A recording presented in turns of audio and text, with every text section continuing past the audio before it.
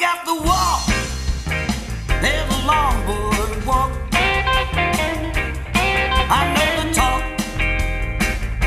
The longboard talk. Welcome, happy Friday. It's episode 3 of Oz Longboarding, all the way from WA. I'm Wixie, and joined this week by our usual panel of guests. Let's go the opposite way. We'll go clockwise around the country this week, starting from the top right, all the way up on the Sunshine Coast in beautiful Noosa. G'day, Kira Molnar. Hey, how you going? Good, mate. Good. How's the surf been up there this week? It's been pretty small compared to last week. We definitely got our good run of swell, and it's gone back to being its usual kind of flatness at the points and that sort of thing. And a bit onshore on the opens. There's a few little ways around, but not quite as good as the epic surfs we had the other week.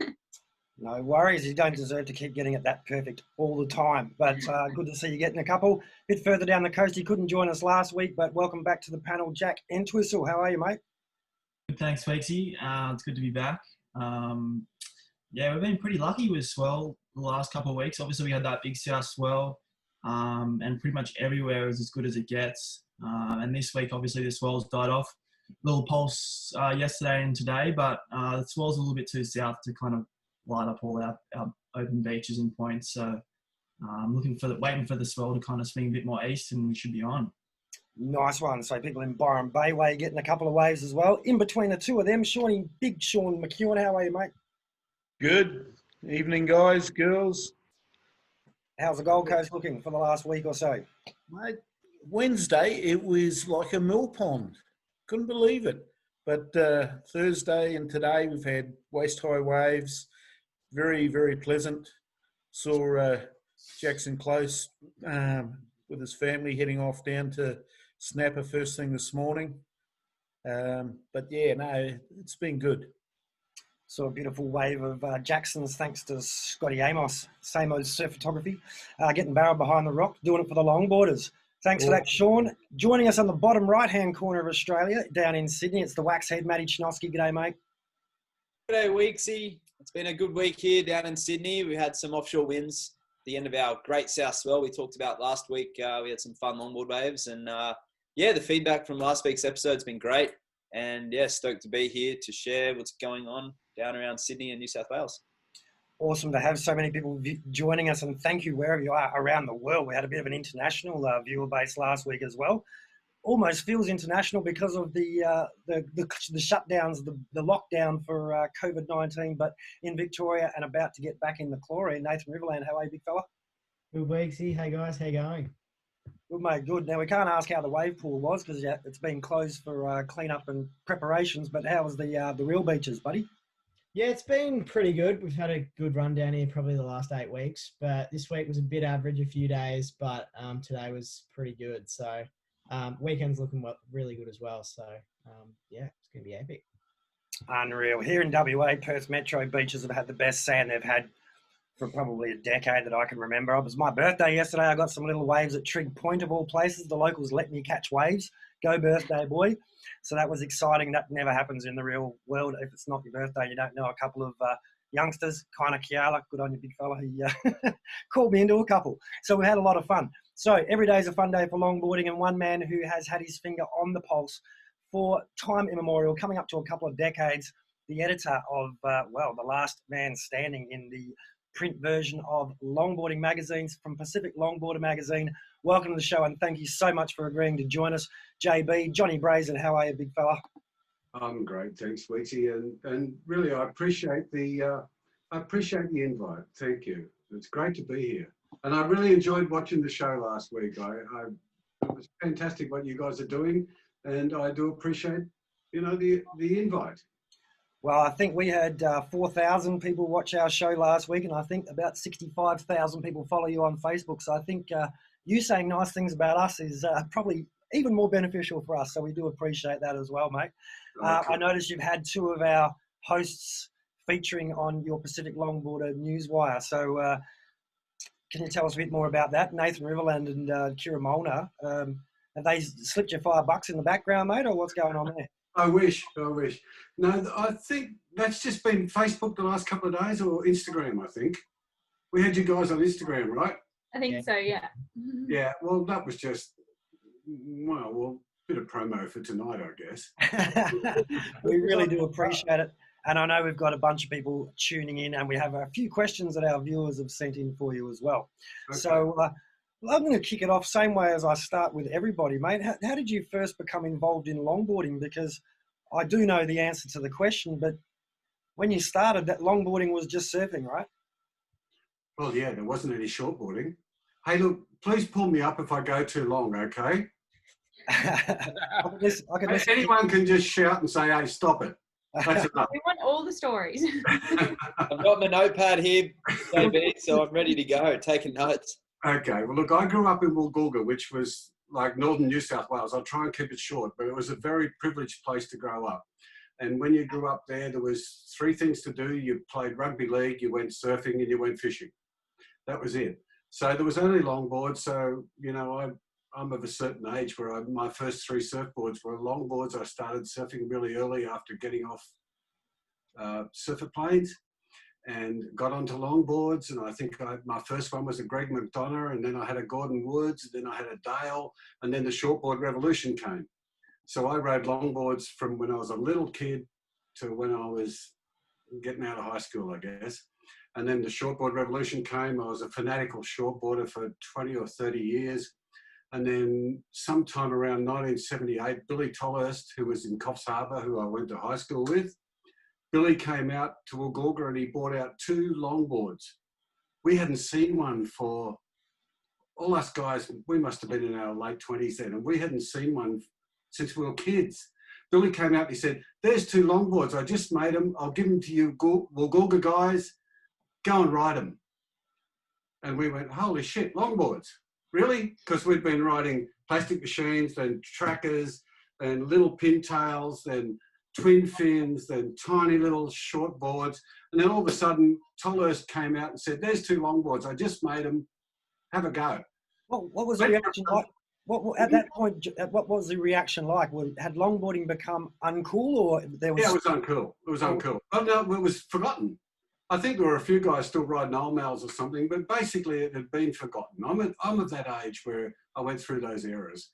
And so Billy came out and he came to Woolgoolga Main Beach, and I think we were having a little bit of a shortboard comp or something, and he gave me and a couple of my old mates, Trevor Newman and a couple of old buddies who were real good surfers, he said, there's a couple of longboards. He left them there. Bill still is a great guy. And I went for a paddle on a longboard for the first time since I was a kid. Stood up, did a few steps and went, shit, I've missed this. Holy hell, how good is it to have the trim again? And that was probably 1978. And I think it was about longboards started coming back about 1978, 1980. I think Tolhurst put up the first longboard comp in Coffs Harbour in 1979. It was before Alex and before the malfunction and stuff like that. David Trelaw came. 2 different people came. Anyway, all of a sudden, longboarding was back, and we started going to. I told you to tell me to shut up at any time, people. We started going to the malfunction, which started in about 1980 or 1981. And I think the Alex comp started around the same time. The Byron comp started around the same time. And it was an old guy's sport. It was all us guys, my vintage, who'd grown up on them, gone through the shortboard revolution. All of a sudden, longboards were back.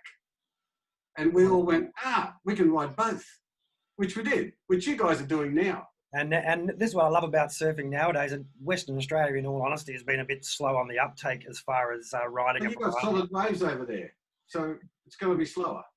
Yeah, so and not a lot of waves conducive to your fish boards and your fun boards and things. But nowadays, everyone seems to have a variety of surf craft, and I, for one, am a big supporter of ride a bit of everything. But so obviously you've had a few different careers and lives. Whereabouts in things did Longboard magazines come along? I think maybe PLB was no. The US Longboard magazine was the first one, I think. And Chris Bystrom started this magazine, God rest his soul. Chris started this magazine in about mid-90s, I think. He did maybe 14. And I think then Shane Peel started Australian Longboarding a few years later, maybe in the early 2000s. But PLB's the one that's sort of hung in all those years, I guess. Yeah, I think if I can interrupt, I've got Please do, Matty.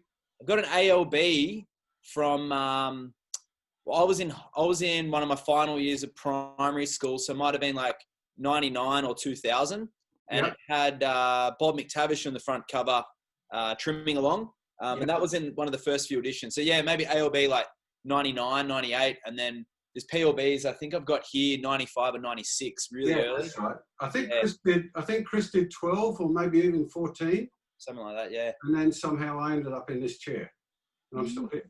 Yeah. How did that somehow happen, JB? Oh, okay. Well, there were 4 guys. It's really funny talking about yourself, isn't it? We can't do this for the whole hour. Okay? I want to listen. Okay. Well, there were 4 guys bought the magazine off Chris. Chris was sick of it, I think. Chris had done a lot of movies. Chris was an amazing fellow, Chris Bystrom. And you guys would remember him or know of him. And his son, Josh, is still a friend of the magazine, I'm pleased to say. But he's a great photographer too, Josh Bystrom. But anyway, Chris was a mercurial sort of a character. And he was doing movies, and he started PLB, and he did, I think, 12 or 14 issues. And then he got tired of it, or he was just... Anyway, he sold it to 4 older longboarders from the Gold Coast, Nick McAuliffe, Tony Morris, Malcolm Brough, Greg Lambert. They bought the magazine and they put on an editor, and they hadn't had any history in publishing. And then they had a, what do you call that when you have a falling out with somebody? Anyway, they had differences. And so I was put on to sell the ads. I've been working, oh God, I'm going on tangents. I'll try not to do that. So I was put on to sell the ads, and all of a sudden the editor wasn't there, and they said, JB, will you finish off this first issue? And so I did that. I just didn't know what I was doing really, but I had a punt. So I finished off the first issue, and then they said, well, we look for a proper editor. And then they kept looking, and they said, well, you may as well start the next one. And so I started the next issue, and now I think we've done 100, and I'm still waiting for the pat on the back to tell me, you've had your fun, now piss off. What do you remember the first cover that, because I think I've literally got the full collection from number 1. Matty, you'd know more than me. What a fangirl. I did flick through them the other day, actually, but yeah, do you remember the front cover, the first one you contributed to, or one of the first few, just so I can get a... Well, the first one was Tommy Wegener was on the cover, and it was a fairly pulled back photo, and I don't think it had a lot of impact, even though Tommy's a surfer with a huge amount of impact. And then the next one, well, look, there's all of them there. Right, okay. There's Tommy. Ah. Oh, wow. And that was the first one I did. The Hackman one. Yeah. Awesome. It was Jeff Hackman. Yeah, I know. I got it. Awesome. I was reading it the other week. Awesome. Were you? Yeah. And then all of a sudden I got a heap of flack because I didn't know what I was doing. And everybody said, what are you doing putting an old guy on the cover? Ah. Surfing's about youth. You'll never get any advertisers. You put an old guy on your first cover. And I went, wow. I just thought it was a really cool cutback. Yeah. End of story. So that was my first cover, Matt. Thanks for asking. Oh, phenomenal. I've worked a little bit in the surf magazine industry as well, JB. And it's interesting, like obviously you were flying in the face of convention without knowing it in that particular circumstance. And let's face it, I mean, you're the only one left, right? I think, Sean, if you got a viewer question, wasn't there a viewer question? I think there was one in Japan. Okay. And so I guess the question would be then, maybe they should all have been listening to you back in the early days. What, stumbling in the dark? It's got you to where you are, but we have had a few viewer questions. Sean Mack on the Gold Coast, mate, if you can fire us off the first one of those, we'll get a few of these out. Okay. Well, over the years, JP, you've probably seen more vision, photos, real life action and that of longboarders from around the planet. Who's the best longboard surfer you've seen? Oh, that's a hard one, isn't it, Sean? Yeah. How Hey, do you answer it that? was going to be easy. Who's the best rugby player you've seen? Anyway. Israel Folau. Oh! Controversy. Look, as a kid, I idolised Midget Farrelly, Nat Young, Bob McTavish. Who didn't? And I still think those guys were as great a longboarders as you're ever going to see. And that's all there was then. They were the Kelly Slaters, Mick Fannings of that era. You know, that's all there was. Those guys were so great. Midget, Nat, McTavish, Keith Paul. Those guys still look fantastic when you watch them today. Although they do shuffle a tiny bit. Have you ever noticed that, Matt? Yeah, of course. Yeah, They do a tiny it little wasn't all shuffle. about the First nose step drive. back from the nose is a shuffle, which you don't do anymore. But No. if we moved it into the modern era, well, Joel Tudor, of course, is a given. Alex Nost, when he was about 16 or 17, he used to come out and stay with Jai Lee. Now, there's another one. You'd see Jai Lee and a couple of times Johnny Lee, who's my old friend from childhood. That's Jai's dad, now known as Jai's dad. He used to be a great surfer in his own right, but now he's Jai's dad. Anyway, we used to take Alex and Jai out to Tea Tree when they were about 15 or 16. And Alex Nost used to do the high stepping thing, and he'd get up and he's a bit more soul archy and a bit more odd these days, but he used to do incredible. I don't think I've ever seen a better longboarder than Alex Nost when he was 17. Yeah, fully. You know, he was amazing. Yeah. And there's so many. There's so many these days. CJ Nelson, Matty Chinaki, Matty Chinoski. Sorry, No. I didn't know how to say it, Matt.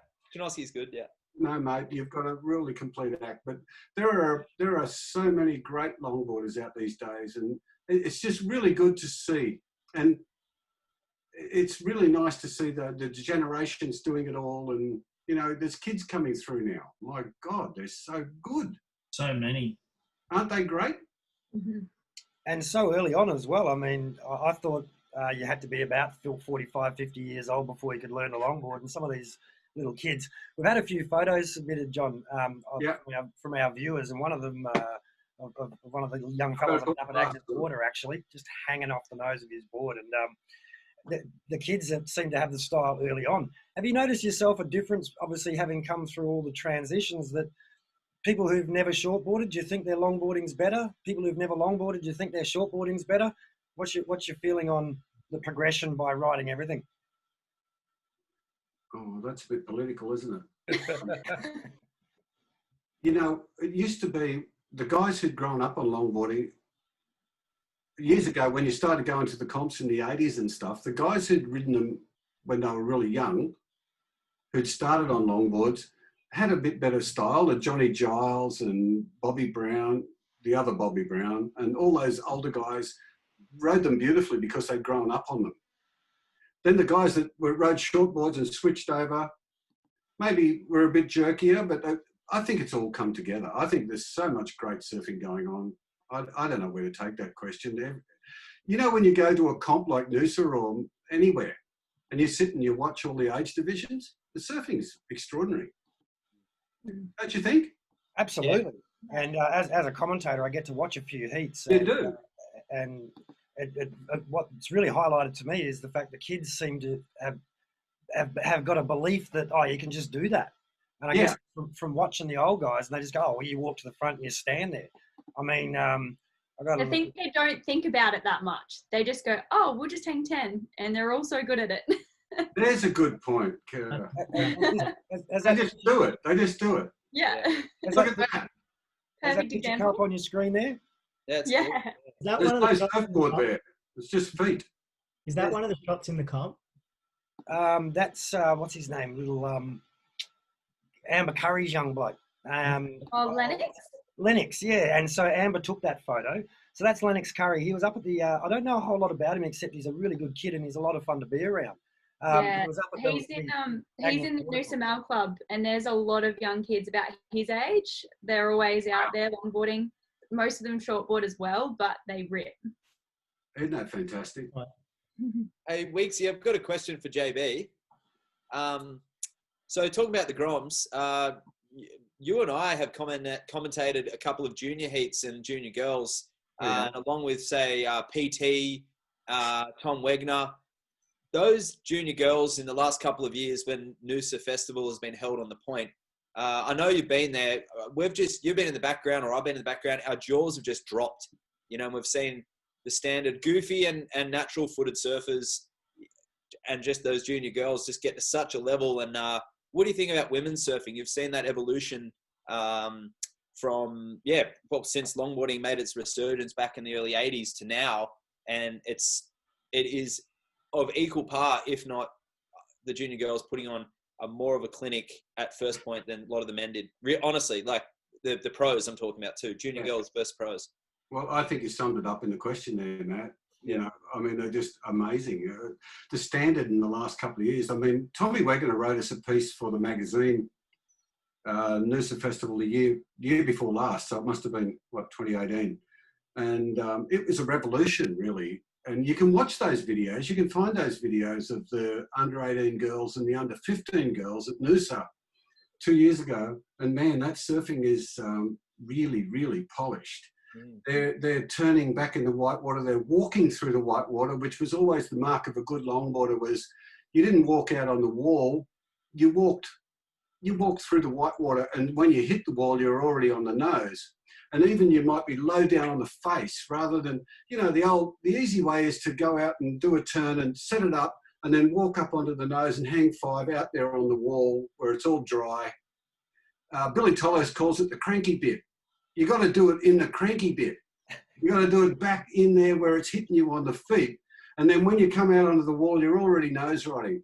And that's what they were doing. Those girls were doing that sort of stuff and subtle little changes. And Tommy Wegener noticed it, and he's a pretty good judge, and you noticed it, and everybody on the beach noticed it.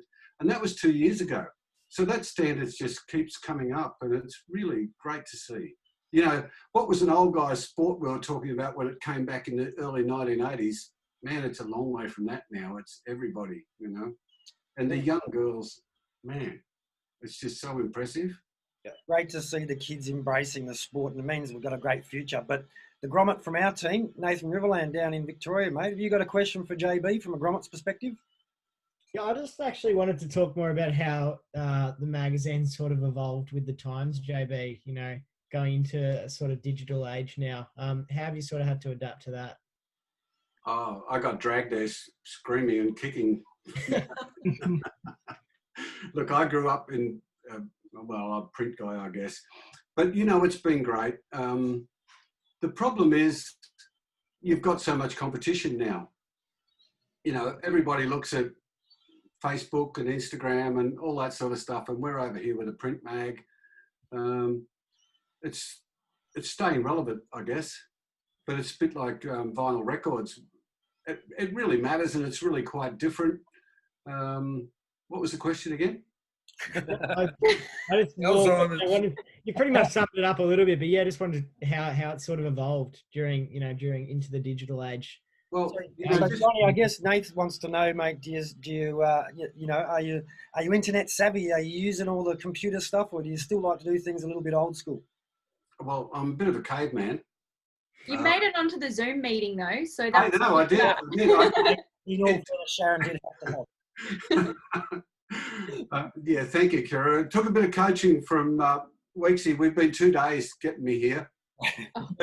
But it's funny. I love all that stuff, and I look at Instagram every day, and I look at Facebook every day, as you do, and but the magazine is still put together. It's still a physical thing. I mean, if you look at the wall over here, does this work? Mate, perfect. Yep. Can you see that? Yeah. That's the next issue. Awesome. And it's written there, and I think we've got a story on Mickey Dora and Phil Grace, and I'll have to put my glasses on. Max Weston's in it. Justin Movin was going to be in it, but she's going over to the next one. Augusto Olinto, I think. And, there's another one that's sort of, so it's still really old school. The mag comes together very old school. That's because, that's the way we do it, I guess. I love that. Print is still kind of chalkboards on the thing, and then I draw pages up like this, and I write where a big photo goes and where a little photo goes, and I give it to my dear wife here, who just gives me a line, and then to Sharon, everybody. She's the brains of the operation, and she looks at those pages that I give her like this. Hey, Sharon. There's Sharon. She looks like the beauty of the operation too. Absolutely. The brain, the brawn, and So I flick through the pages. I say, here, babe, this is how these pages look. Here, this is where this photo goes. And she goes, yeah, okay. And I email it all to her, and Then I ignore it and do whatever I want. And it's coming out good. And it turns out epic. Yeah. it turns out so much better. Yeah. She always makes it look better. So that's how we kind of do it. Congrats to you and your wife, mate. It's pretty, you know, for just both of you guys doing it together and keeping it that, you know, not old school, but, you know, it's pretty, Thank you, Jack. I think it's a privilege for anyone to be featured in your magazine. Thanks. I think having just the one magazine, you know, that most people in Australia and overseas, you know, get, I think that, I think it means a lot when people pick up a magazine and, you know, read articles from contests around the world and, you know, tributes to the old school generations, that it's a privilege to be in a magazine. And I think it's, I think it's pretty cool that you guys are still keeping it alive. Oh, that's great. Thank you, Jack. That's great, mate. You know, Sharon's a very good graphic artist, and, you know, I try to jam too many words and too many photos in, but she always somehow manages to make it clean and readable, you know, so, you know, kudos to Sharon. Tell us a bit about the furry staff in the office, mate. Tell us a bit about your helpers. The which? Your little helpers. Oh, yeah. Look, I hate to admit this, it's a bit sad, but we have 4 cats. There's nothing wrong with that. No, there isn't. There isn't. Sharon's a crazy cat lady. 3 is a crazy cat lady, and Sharon's got 4. Well, we've got 4. But I don't know, we fostered a couple, and we just couldn't give them back. So all of a sudden we end up with 4 cats. So they sort of run rampant between my office and Sharon's office. And we thought, well, we may as well put them up on Instagram, because cats and Instagram go together, right? And so surfing and cats and Instagram go together in our place. Yeah. Well, speaking of cats, if anyone's, I don't ride these surfboards, it's not a plug, but Paeta Surfboards from Newcastle there, if anyone tunes into his Instagram, it's a daily source of cat inspiration. Less surfboards and more cats. It's unbelievable. He shows you where they sleep, what they're up to, what they're eating. Oh, really? Occasionally he'll show you what he's eating too, and then he might go to a board every now and then. So I urge you, Paeter surfboards, Paeta Surfboards. It's mostly cats with a few surfboards. Okay. Yeah. Okay, I must have a look in. Yeah. Well, okay, dragging it back to longboard surfing and away from cats. It's not just the magazine that Sharon keeps alive, mate. Are you happy to share your story about how she keeps other things alive? If you want to hear it, I'll try and keep it short. I think it's an amazing story, and it must have been It is. a great bonding experience for you and husband and wife. But for those of you who don't know, JB's our only guest we've had on so far who used to be dead. Can you...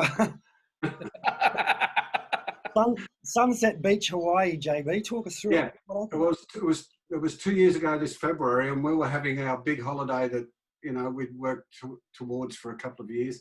Anyway, Maddie knows the guy we were staying with, John Wade, and his wonderful wife on the North Shore. Anyway, we went down to, the first morning I went down to surf Sunset Beach.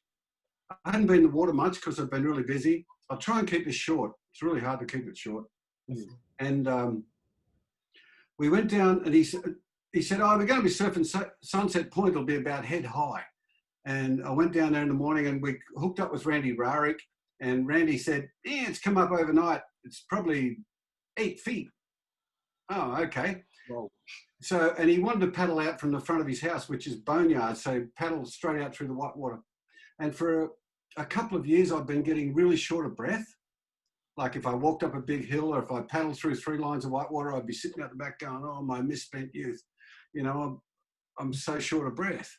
Anyway, by the time we got out the back, I started seeing shattered glass through my vision and really weird things. And there's like sunset's kind of solid. It's proper sunset. It's getting towards proper sunset. And I'm going, wow, I shouldn't be out here. And I was so short of breath, and I couldn't catch a wave. I couldn't pull myself over the front because you got to commit to catch one of those waves. And I finally got one that popped up in the right place. And I thought, I've got to get to the beach because there's something really weird happening to me. I'm seeing this flashing lights coming in front of my eyes. I got to the beach. I actually caught a wave. I stood up. I did a bit of a bottom turn. I straightened out. I went straight in over Chun's Reef, which you should never do. Got to the beach, got up on the sand, laid down, died. Gone. I didn't know. I just laid down. I thought, I'll just get over this for a minute. I'll stop seeing all these crazy lights. Sharon and my friend John Wade, who we were staying with, were up the beach 100 metres or so from where we'd paddle out. And they said, Sharon said, that's weird. He never comes in after one wave. So they started coming down to see if I was okay. And then they started running. And actually, Sharon could tell you this story, but she hates it. I was grey and purple and dead. Maddie, you've heard this story from John. And I was gone. And I was actually dead. And she started pumping on my chest. And she gave me mouth to mouth. And one big breath, after maybe 2 minutes, I came back. I remember laying there thinking, I'm trying to do this short story. I lay there thinking, where am I? Oh, I've got really coarse sand. Oh, that's right, I'm on Sunset Beach. Oh, that's right, I had really weird vision. So I woke up sort of laying there and a fireman was putting oxygen on me. And then it was early in the morning. There was no one around. There wasn't even many in the water. Anyway, short story, I had a faulty valve in my heart, an aorta valve. I didn't know this, and I'd been healthy all my life. I'd never had a sick day in my life, and so they tested me to see what was wrong. I ended up having 3 weeks in hospital, 4 weeks in hospital in Hawaii. I had a valve replacement, and it cost $300,000, and it was paid for with $300 worth of travel insurance. So if ever you're going to go off wandering and, you know, someone says to you, do you want travel insurance? You say, yes, I do. Mate, you'd make an amazing advertisement for travel insurance, but also, not every. I was the most expensive one for a year. Wow. The most expensive travel insurance claim. Well, did Sharon put in for a commission? It would have cost her more had she not been there, surely. Look, Sharon saved my sorry ass. Mate, it's an amazing story, and I think what a great thing. What is that? Anytime she wants a cup of tea, she gets one. So as, in a situation like that, I've heard stories from people like, okay, that it makes you reassess your life and appreciate your life. Have you noticed a change in that for yourself? Like, does it make you get up in the morning and jump for joy, or has that sort of settled down a bit now? Or how? Well, you just summed it up, Wexie. Every day I get up and I go, you beauty. And I was always a pretty positive person, which most of us are. But every day I get up and go, wow, what a great day. And yeah, it really sharpens your perspective on how important friends and the little things are, and how every day is wonderful. And seriously, it really sharpens those feelings you already have, but it just brings them into focus. And, you know, and how I died and came back. How important it is to make sure your missus knows how to do CPR. So look, yeah, and how important your friends are, and how important all the little things are. How pottering around in your garden, that's a brilliant thing, you know? Yeah, beautiful. All that shit. Thanks for sharing that with us, mate. I love that story. Yeah. It's amazing, and glad that you're still here with us, mate. Hey, look, and may I say, now I can walk over big hills. Now I can paddle out through lineups. I've been fixed. I got fixed up by a brilliant surgeon. And, you know, I got a second shot. So if ever you have something like you're short of breath, or you're thinking, geez, I don't feel too good, go and get it checked out, because this is serious stuff, you know. You only get one shot. And look, a good friend of mine, Mark McNamara, is suffering Macca, what a great surfer. What a lovely guy he was. Amazing. Anyway. And g'day, Jessica. She's tuning in. I got a nice message from Jessica yesterday for my birthday. Jess. So... I just had a question for JB from Michael Stone. What insurance company, he said? It was Southern Cross, and it's a Kiwi. It's a Kiwi company, and I would support them anytime. They were called Southern Cross. Oh there no! You go. Don't get Sean started on it. Kiwi. Yeah, they were fantastic. Oh, there you go. And that's a fair and valid plug, mate. You should be plugging them for the rest of your life. So never go travelling without travel insurance. Great question from a viewer there. Thanks for that, Kira. And Michael Cotty, of course, everyone's familiar with, the world's oldest pro surfer in any division. He had a question for us, JB, which was, and moving forward rather than backwards is Yes, please. Let's move forward.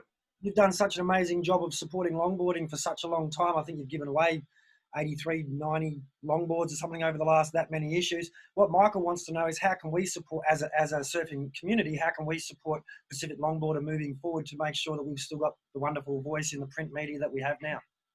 Buy the magazine. Costs you $12. You know, if you take a sub, it costs you $10. So primarily, I don't know. Just, you know, look, a magazine is supported by advertisers, and we've got some very loyal advertisers who've been with us many years, and we love them, and they see the value in the magazine. But really, it's the readers.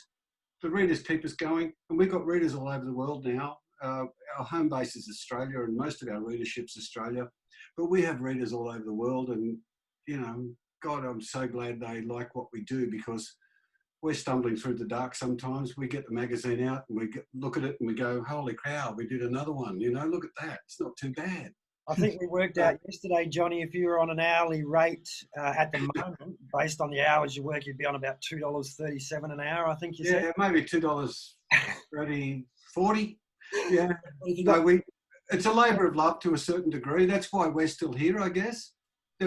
There used to be quite a few longboard magazines. The US Longboard Magazine was a really good publication, and Shane Peel's Australian Longboarding went for many years, and there was Foam Symmetry, and there was a few others in Europe, and Al had a really good one in New Zealand, Slide, but they all found it very difficult. It's a difficult gig.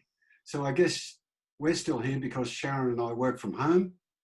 I work in one diagonal of the house, which is the spare bedroom, which you're looking at. She works in as far away as she can get from me, down in the other corner. I can't tell you what she says to me several times a day. Sometimes I say, have you done that page yet? Hey, Jamie, can you tell us a bit about the poster behind you? I see all those signatures. What's that about? That's a few people that have come through here at different times. Yeah. But mostly they were picked up at Noosa Festival many years ago. Who you got on there? A lot of these guys are gone now, which is, you know, I guess that's life. But there's Billy Wallace. Bill Wallace, yeah. Joe Larkin. Michael Peterson. Wow. Well, there's Bob McTavish, your mate there, Matty. Yeah. And Scotty Dillon, Bubba Louie. There's Gordon Woods, Jack Eden. My God. Wow. I don't know. There's so many great surfers on there, and they all turned up at one stage. Hayden Kenny, Brian Keolana, Wingnut, Rabbit, you know, Jeff Hackman, Randy Rarick. Yeah. It's kind of cool. So that hangs behind me every day. So Brian Keolana's an interesting character. Did you ever have problems when you're running his photos, trying to work out which way he's going? And Rusty, you mean? His younger brother? Or Brian? Yeah, no, I've seen Brian come out of the lip at Makaha and switch stance halfway through a turn. Yeah, amazing surfers, those guys, aren't they? Must be hard to work out whether they're on their forehand or their backhand, which way the wave's supposed to be. Yeah, no, they're incredible surfers, those guys. And all those Hawaiians, Bonga Perkins. Remember all that stuff with Bonga and Kanoa and all those guys? My God, they're such great surfers. But anyway, enough about me. What about you guys? Hey, JB. Yes, Sean? Prior to surfing, mate, I believe you're a fairly mean guitarist. Oh, no. Look, my mum made me take guitar lessons when I was really little, so I've played guitar all my life, which has been a fair while. But I've always just had fun with it, Sean. Okay, I thought you did a few bands and... Yeah, I've played in bands for years, actually. What's your band names? What bands have you been in? Hey. Play us a song. Here we go. Play us a song, yeah. Can you see that? Yeah. Yeah, That's cool. our band in Coffs Harbour, Hank and the Johnnies. Hank and the Johnnies. Nice. The cool cover. That's we a had great one guy cover. called Hank and two called John. And we started as a trio, and we ended up with an 8-9 piece with saxophones and brass, and we used to play heaps of covers. Awesome. That is so cool. What sort of genre do you prefer? I know you listen to a lot of blues and you like, anything that's got some musical talent in there. We've talked a little bit about music over the years, but what's your go-to? I'm sure you sort of change with the moods, though. Oh, look, Matty, I like all sorts of music. I wouldn't really know where to start with that. Yeah. My mum used to sing country music while she was doing the washing up. She'd sing great old country tunes, and I've really got a soft spot for that stuff. Right. But, you know, I like Jimi Hendrix. I like rap. Yep. You know, I really do. I listen to Triple J when I'm driving around the car, and I love that shit. Most of it, 80% of it. Not all of it, but some of it I go, no, that's just rubbish. But most of it I go, wow, that's inventive, you know. But, you know, I like everything from old bluegrass to Triple J. Okay. It's all music, isn't it? It's a wonderful endeavour. It is. JB, I've got a quick question for you. Yes. Like, obviously, we've all been locked up and COVID and everything, and I know. Yes. I'm just wondering, has it affected anything that you've been doing with the magazine, or have you been able to just work pretty much the same as usual? Well, I don't know about you, Kira. I know you've got a couple of degrees and you work really hard at all sorts of stuff. So you've probably been a bit cobbled. But to me, it's made no difference. Yeah. I get up at 4 or 5 o'clock, I make a cup of tea and I walk down the hallway and I start work. And I'm a bit of a hermit anyway. So it's kind of, you know, not much different, except I can't find a car park when I go down to the beach. Apart from that, I never could anyway. So really it hasn't made much difference, although we've been really busy through this whole thing. We've been getting a lot of subscribers. Yeah. We've really found we get a lot of subscribers from the US, which is incredible. I mean, you'd think they'd be saving their dollars, wouldn't you? Or you'd think, you know, they're not looking to the future so much. Are they trusting that we're going to get another magazine out in 2 years' time? Anyway, so it hasn't changed a whole lot since COVID for us, except we've got busy. And we saw a lot of back issues. I'm always going out to the garage. Every day I went down to the post office today and I sent out 5 magazines that were 2 or 3 issues old that get ordered, you know. I think people maybe are reading a little bit. Definitely. People need Nice. something to do. That's a good thing. If anyone needs something to do, subscribe to PLB. Thank you. Definitely. And I think it's good as well that you've used fairly waterproof paper in your production side of things, JB. Was that a specific intention? Because I know I've been to a lot of toilets around Australia, and just about every surface toilet's some PLBs in there. In fact, I stole Sean McEwen's current issue while I was over there for the. Did you? Good on you, Sean. You're saying that Sean leaves it in the toilet? Nah, I let him use it and then never saw it again and realised he'd pinched it. Well, toilet paper was like hard to find back then, so I hope, you know. Matty, we first ran a story on you when you were a grommet. Hugh McLeod shot it, and I think you were 15 or 16. Yep. And Hugh said, I've got to write this story about this kid on the northern beaches who rides old single fins. I said, go for it, mate. And I think it was only 3 or 4 pages. Yep. You remember that? It was actually 6 pages. 6 pages, okay. It was in the same issue as the world titles in Raglan. It had a flick through, and I was like, oh my God, I'm in the same magazine as Bo Young and Joel Tudor. I couldn't believe it. And I had a bunch of really cool, you know, high res shots, like double page spread. I was that was really good. Yeah, thanks. Thanks for that. I've never forgotten it. Hugh McLeod was a real talent. He still is, but Hugh McLeod didn't go to digital, but he wanted to write that story, and he took some really good photos of you back then, and you were riding single fins then, which was sort of bucking the trend a bit. It was. I've come second in a lot more contests than I've won, and I've won a lot. I know that, fairly. Yeah. So JB, that brings us neatly. Well, I mean, Jack was saying before, thanks so much for everything you do, and it's an honour to be in the magazine and so forth, and I want to echo that sentiment. But we were speaking about juniors and the belief factor, and I think particularly for female surfers, I know from a few of the WA girls who I know quite well, Felicity Parmentier, Claire Bevel-Aqua and a few others, in the shortboarding world, they don't really have anyone role models to look at. And I guess I'll throw the question kind of to Kira, really. Kira, having a magazine like Pacific Longboarder that does regularly feature the women surfers, how important was that for someone like you to realise that, hey, there's a pathway for you to follow? Yeah, definitely. It's so good, actually. And I've been reading PLB for a while now, and every time I see another girl in the mag, I'm like, Yes, I love it. Okay, I'm gonna hang 10 like her. That's my goal tomorrow when I go for a surf sort of thing. So it's one thing to have like the guys in the magazine, but the girls, they do surf slightly differently, and having like a role model like that to look into people in the PLB, and like girls and women in general, and supporting that, yeah, it's definitely important. And we love how you do it, JB. Oh, thank you, Kara. That means a lot. When I first got this job, which was 20 odd years ago, with the four guys I was telling you about before, Mick and Tony and Malcolm and Greg, they're the guys who bought it from Chris Bystrom. And when they first sat me down and said, what do you want to do with the magazine? I said, we want to have really strong women's content in this because, I mean, why not? But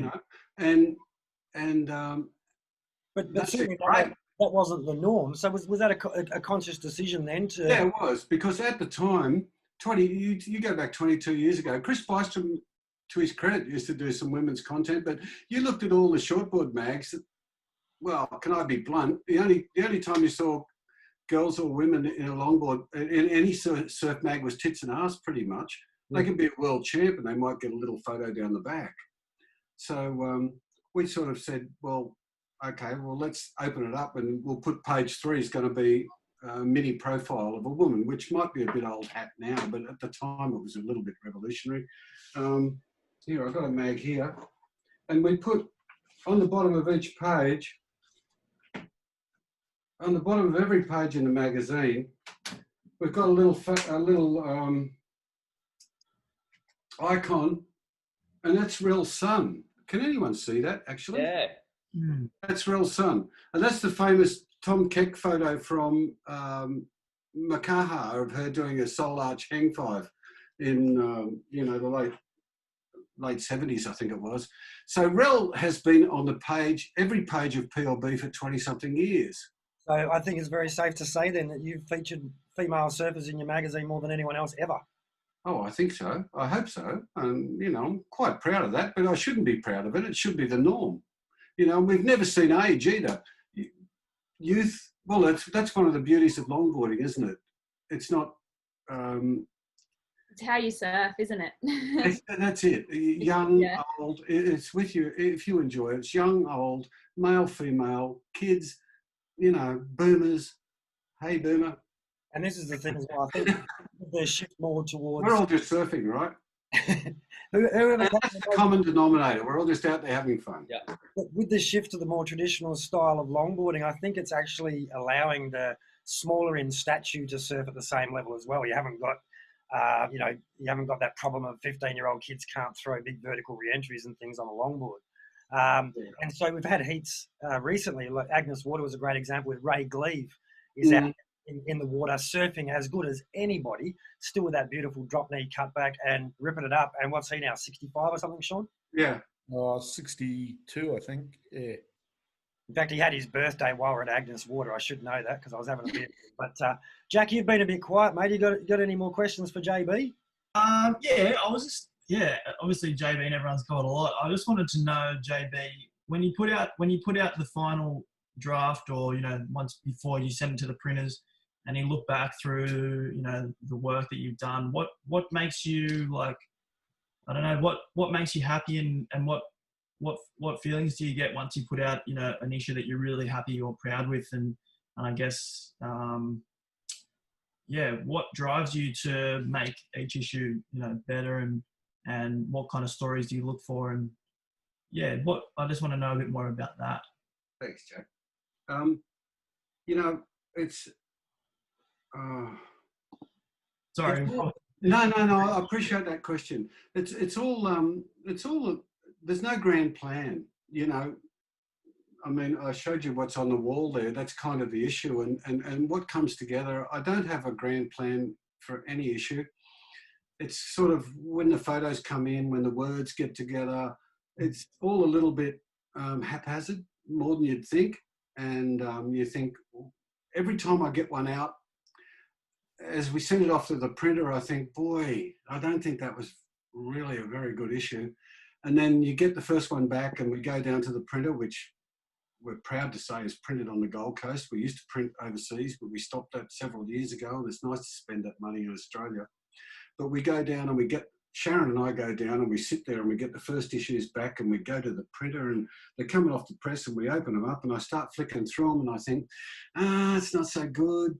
And then I get home and maybe it's the alcohol. I have a couple of wines and a couple of beers, and I sit there on a later in the day and I think, geez, it's not too bad. It's the best I could do. It's the best I could do. And we always try. We have one golden rule, is to try and make every single page as good as it can be. And I don't say we always achieve that, but no corners, try and make a good caption, try and crop the photo well, try and place them well, try and keep the advertisers happy because they help you pay the print bill. That's life. And you try and do the best you can. And, well, we're still here, so we've been doing something right, I guess. Yeah. One quick one before you go, or before we wrap up, is I want to know, are you surfing, and what are you surfing, and where do you surf?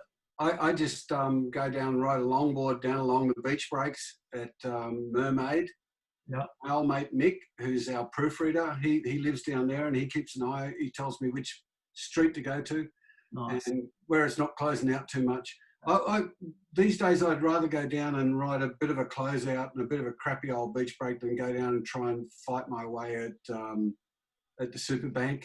Yeah. When I go down and paddle out at the Superbank, there's always 200 really good. There's 200 surfers out there, and 80 of them are really good. And every time you look out, one of them's coming through, and I'm not going to drop in on that guy. So I go, well, I've had a lot of waves in my life, so I'll go down and ride the beach breaks, and I'd rather ride a bit of crap. But, it's still wonderful to get out and ride a wave every day, or as often as you can. Sure. Thank you. And we run out of time. We are. Look, can I say something about longboarding? If I wax a bit lyrical, I've had a couple of wines. Please do, JB. There's something quite special about it. Like, we all love all sorts of surfing, shortboarding. You plant your feet, you whack the lip. We've all done that. It's bloody great. But there's something about longboarding in that it's unique. There's three moving planes. There's a wave coming towards the beach. So there's a wave coming towards it. I don't think any other sport has three moving planes. Squash, cricket, nothing. There's a wave coming towards the beach. There's a board going across the wall. There's a surfer going up and down the board. And it's a unique feeling. It's quite amazing. That's why we all feel so great when we're doing it.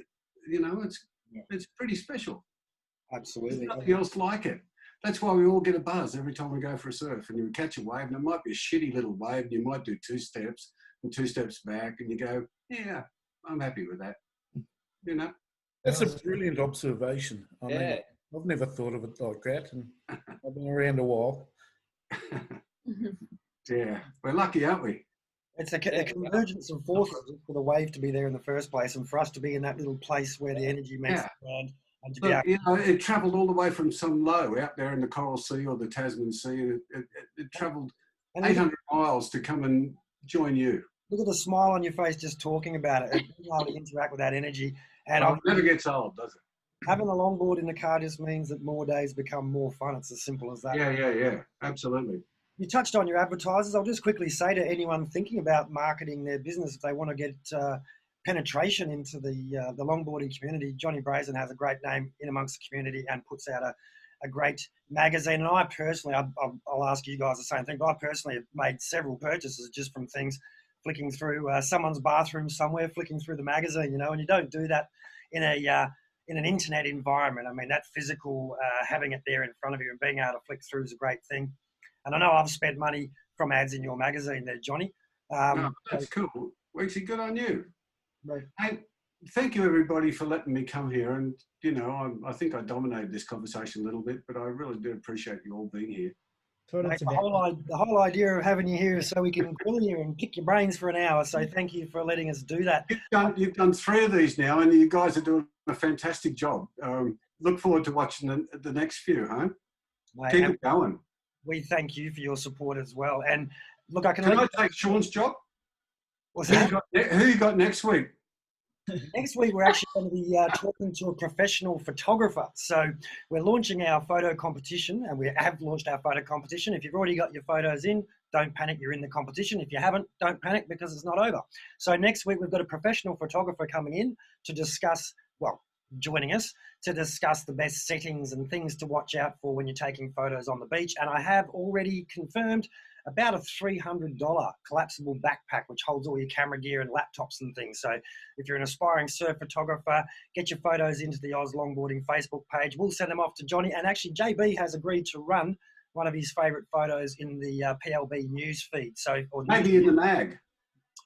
Possibly in the mag if it's a good enough shot and high enough resolution. So stay tuned for that. But JB, that's great that you're giving such support for the Oz Longboarding webcast, because we really do appreciate that. But yeah, next week we'll be talking to a professional photographer and big prizes up for grabs. But I guess, JB, before you go, what's the biggest mistake photographers make or with the stuff they submit to you? Oh, low res. I mean, print has to be high res. And I think a lot of young guys shoot, you know, fairly low res now. And print is still pouring ink onto paper, you know. So it has to be a lot of dots there. So, you know, you shoot high res and that's all. So I get so many photos that aren't print, you can't print, really. Print's quite different. It's old school. Yeah, so it can be a great photo, a great subject and a great setting, but if it's not great resolution, then it won't come out. You can only run it that big, and when you run something that big, it has no impact. And on that, JB, I don't know if you're going to hang around for our next, if we're doing our next segment, but you know, I'm by any means, I wouldn't classify a hoarder. I'm just you're a hoarder, Matty. I just enjoy the you know, the history, and there's a lot to learn from history, but there's something about a tangible, you know, piece of history that, I mean, my iPhone, I have 60,000 photos on it, and it got cracked and I couldn't back everything up, and I've had to send it off to a data specialist. It's going to cost a lot of money, and I've got some really special memories on there, and I've got, you know, special memories from people's surf trips that are documented in magazines. You know, I probably have got more magazines of Bob McTavish and Nat Young and Midget Farrelly in them of their surf trips than I actually have tangible, you know, of my own trips, you know, because they're all on my iPhone. So there's something to be said about print media and what's going to happen in the future. And obviously anything that's around long enough becomes a collector. But we're living in this current generation where print is going away. And if anyone's out there, you know, I'm sure they've heard of Pacific Longboarder, but if the more we contribute, you know, the more we buy it and the more we get our sponsors, any of the pro guys out there or up and coming, or pay for sponsorship, it helps the cycle go around, and it helps our small community of longboarding from the grassroots all the way up succeed. And that's what we want. And we're trying to, you know, put longboarding on a platform on a world scale again, which is great, but it all starts at the grassroots, and magazines are a huge root of that. And this podcast is as well now. So get behind the mag, because print media, it cannot die, because that's the legacy that we leave behind. And Instagram, it goes with the swipe of a finger, it's gone. Yeah, gone tomorrow. Here today, gone tomorrow. That's right. Well, thank you, Matty. That's great. Right. And I encourage everyone to tune in onto this podcast every week. I will be. It's virtually impossible to take your mobile phone down the beach and get your favourite surfer to sign the picture on the screen too many times. So true. Great to have the magazine for the grommets as well. JB, thanks for everything you do, mate. You really are an icon of the sport, and I knew you and about you well before we ever met. And by far and away the most active former dead person I've ever met. Just before we close up, can I just remind everybody we've got this pedal out for one of JB's Owen Jones. I wanted to go there. Uncle Owie. It's spreading of his ashes at 3 o'clock. There is a live internet feed that Luke Sorensen's put together. You can access that through... Remembering Owen Jones on Facebook. Yeah. So we're getting together 2 o'clock for a 3 o'clock paddle out. A lot of people around Australia, minute silence for him. So that's this Sunday. Yeah, he's a wonderful man. Yeah. Yeah, thanks for reminding me. Well said, mate. So yeah, obviously most of you will be watching this on Facebook. Remembering Owen Jones, as JB said, is the name of the Facebook page, has all the information. And of course, we're sharing it on the Oz Longboarding page as well. And contributors around the country, if you get some footage from your individual tribute paddle out that you do, and then send that off to Luke Sorensen, who's compiling the whole country's worth, which I'm sure his family would truly appreciate. And good on Luke. Showing thanks to a guy who did a lot for our sport. Thank you, all you guys. I appreciated that. Sorry I talk so much. Mate, I could sit here and listen to you for hours and hours and hours. Unfortunately, we try to keep it to an hour. If you have some further questions for JB, he is officially a friend of the page. So drop him here on Oz Longboarding Facebook page, and of course the YouTube Oz Longboarding as well. If you want to share the link with other family and friends as of tomorrow, that'll be up. So around the country in Victoria, Nathan Riverland up at Byron Bay, Jack Entwistle, Matty Chinosky down in Sydney, Kira Molnar up in beautiful Noosa. God, you annoy me. It's so pretty up there. And of course, in the middle of all that, the man who made this all happen in the first place, Sean McEwen. Sean! Thank you guys for being here. And all of us, let's join together. A round of applause for JB. Thanks for sharing so much. Thanks for having me, everybody. I do appreciate that. That was fun. It's been an absolute pleasure having you. And of course, photographers, don't forget, send in your photos, send in your questions. Next week, we're going to have, not quite sure which one yet, but a very famous surf photographer who's going to tell us the best settings and things to use to make sure the photo you get will be acceptable for JB to maybe put in PLB if you can squeeze into one of those issues. If you haven't already done so, subscribe to PLB, join their Facebook and Instagram. Thanks very much one more time, JB, and Sharon in the background, and the pussycat. The cats. Around the country, thanks for joining us. We look forward to seeing you again. Thank you, Wixie. See you next Friday. That's been Oz Longboarding, episode 3. Longboard, you